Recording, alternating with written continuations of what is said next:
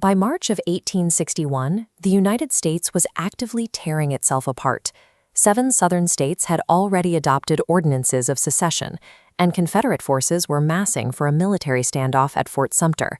The man stepping in to manage this fracture seemed entirely ill-equipped for the task.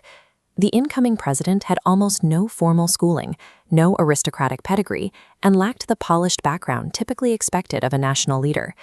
Taking command in Washington, D.C., Abraham Lincoln inherited a massive, complex federal apparatus. But the capital itself had suddenly become a vulnerable border town, surrounded by slave states deciding whether or not to leave the Union. His lack of traditional credentials worried his contemporaries, yet those early years without formal instruction forced him to develop a fierce, self-reliant pragmatism, the exact trait required to keep the nation intact.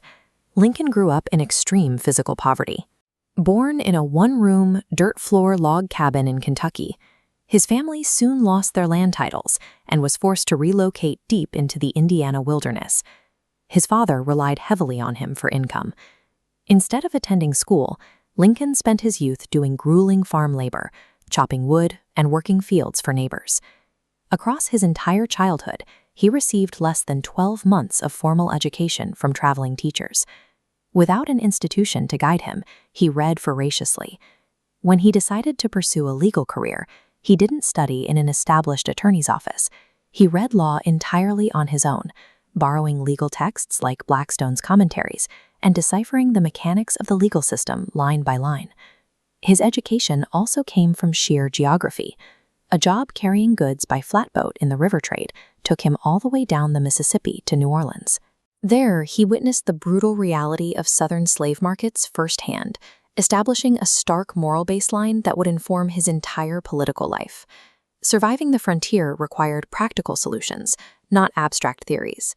Because he had to teach himself how to survive and how to practice law, he cultivated a mind focused on intense, reality-based problem-solving.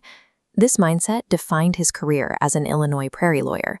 The American West was rapidly expanding, and Lincoln handled nearly every kind of business that came before a local court, specializing in complex transportation disputes between river barge operators and the new railroad companies. Riding the circuit, he constantly mediated between hostile local factions. He learned to discard emotional rhetoric and strip legal arguments down to their logical core, representing whoever hired him by focusing entirely on the facts of the case. He applied this exact legal framework to national politics. During the 1858 Senate campaign debates against Stephen A. Douglas, Lincoln pinned his opponent down on the constitutional contradictions of popular sovereignty. He trapped Douglas into admitting that local settlers could exclude slavery despite Supreme Court rulings, alienating Douglas from Southern voters. By articulating a moderate, highly logical opposition to the expansion of slavery, Lincoln won the 1860 presidential election. Within weeks, the slave states reacted to his victory by initiating secession. Lincoln viewed the fracturing of the United States through the lens of a high-stakes legal and logistical dispute. He approached the rebellion the way a circuit lawyer manages a complex contract, by identifying the core mechanics of the crisis and applying systemic solutions. Faced with armed rebellion, Lincoln immediately expanded executive authority.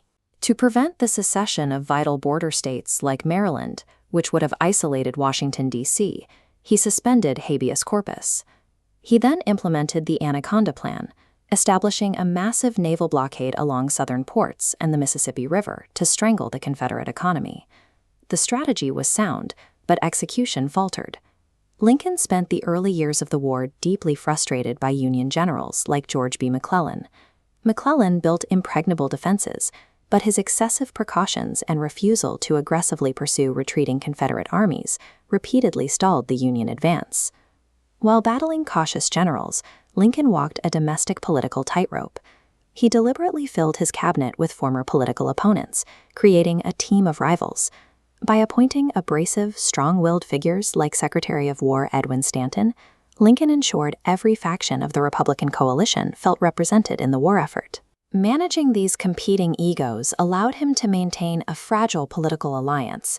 He absorbed the friction of his cabinet so the government could hold together long enough to finally identify generals who would fight. This careful political calculus extended to the issue of slavery.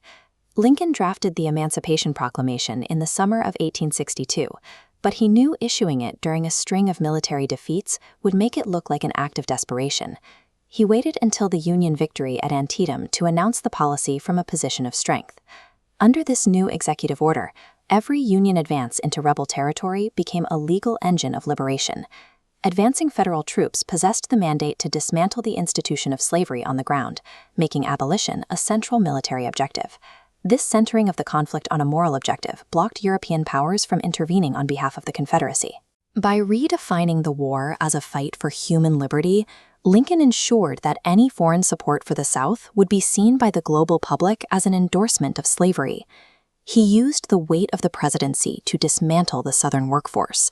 A moral imperative had been weaponized into a devastating military and diplomatic tactic. This chart compares the human cost of the war over time, highlighting a spike in Union casualties during the 1864 Overland Campaign. With tens of thousands of soldiers killed or wounded in a matter of weeks, this bloody stalemate severely threatened Lincoln's re-election prospects and tested the North's will to fight. Amidst this horrific death toll, Lincoln had to explain why the bloodshed had to continue. He delivered his intellectual synthesis in just a few minutes at the dedication of the Gettysburg Battlefield Cemetery. His speech at Gettysburg invoked the Declaration of Independence to define the war as a test of whether a nation dedicated to human equality could actually survive. He redefined the struggle as the necessary, agonizing process required to achieve a new birth of freedom. His strategy ultimately broke the Confederacy. Following his re-election, Lincoln successfully pushed Congress to pass the 13th Amendment, legally abolishing slavery, just months before Robert E. Lee surrendered his forces at Appomattox. The military victory was absolute, but Lincoln would not survive to manage the peace. On April 14, 1865, just 5 days after the surrender at Appomattox, he was fatally shot by a Confederate sympathizer while attending a play at Ford's Theater. Starting from a one-room cabin with no formal roadmap, Lincoln relied on a self-taught, legalistic pragmatism to hold the Union together. He ended the war with the United States restored and the institution of slavery legally abolished.